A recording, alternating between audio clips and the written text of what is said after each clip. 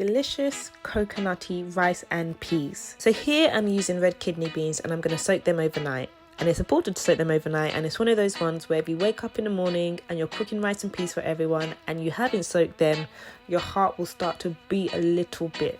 So after they're soaked overnight, you want to drain the beans, and then we're going to cook it in boiled water for around another 50 minutes. Whilst this is bubbling away, you want to prepare some spring onions, brown onions and some garlic, and you add that to the pot alongside some fresh thyme sprigs and your Scotch bonnet.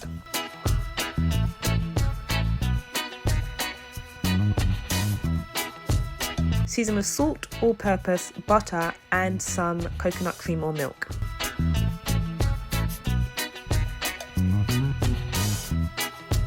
Let all these seasonings mix together and bubble away for another 10 to 15 minutes at a medium temperature. Separately, you want to wash some rice until the water runs clear, and then you add this to your pot of peas and seasonings. You want the water to be at around a ½ inch buffer to the rice, and then you want to cook it at a low to medium temperature for about 20 to 30 minutes. Now it cooks very quickly, so you want to continue to check on it. And if you find that the water has gone and the rice is still a little bit hard, then you just want to add in a little bit of water and steam it at a low temperature. And honestly, you just keep doing this until you get the right texture. I find that rice and peas is one of those ones where either works first time, or it's one of those ones where you have to just keep adding the water. And then it's ready to eat. It soaks up any gravy deliciously. If you like this video, please remember to like, comment and subscribe, and see you in the next one.